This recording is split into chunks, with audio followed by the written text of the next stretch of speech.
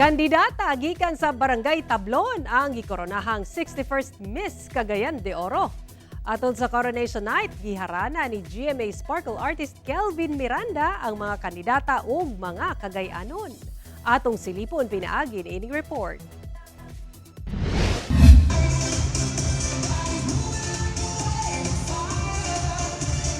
Dose ka mga maanyag nga kandidata ang nagpakitang gilas sa ilang katakos ug talento sa engrandeng Coronation Night sa 61st Miss Cagayan de Oro 2026 ni adtong Sabado sa gabi. Mirampa sila suot ang evening gown nga gimugna sa mga local fashion designers sa syudad. Gikan sa 12, 5 ang gipili nga magpadayon sa question and answer portion. Just recently, Cagayan de Oro launched its new handshake called Bulawanong Laman, where hands meet pulse to pulse by the wrists. And in effect, people meet heart to heart. If you were to share the Bulawanong Lamano or golden handshake with an influential person, who will it be and why? Human sa Q&A, giharana ni GMA Sparkle artist Kelvin Miranda ang top 5 candidates. Lakip na ang mga kapusong Cagayanon.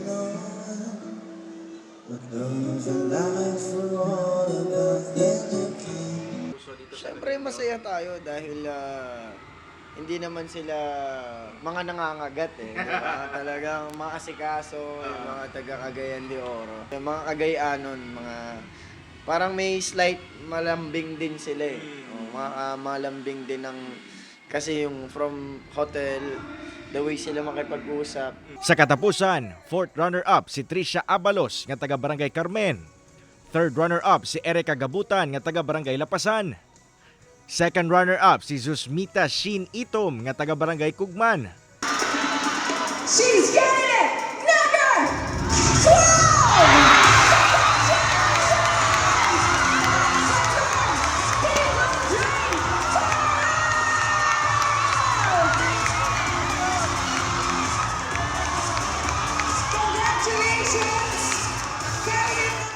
First runner-up si Noreen Ashley Cabunyalda nga taga Barangay 17.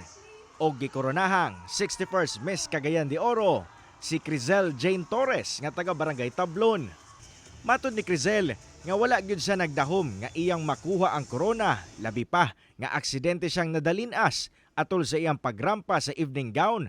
Apan bisan pa kuno niini, wala siya nawad-an og paglaom. No, actually back to zero. I am so nervous earlier, that's why murag natumba jud ko during the gown, but I have this courage in me.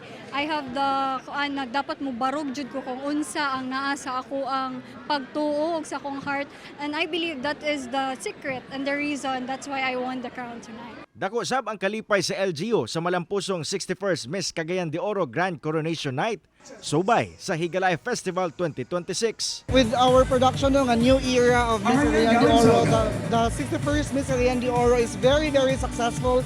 Nato yung mga bangko na gi-introduce and gi-offer para sa mga Cagayanon, and all the winners deserve to win the crown. Kauban si Makoy Sempron o Roland Cañas. Cyril Chavez. 1 Mindanao.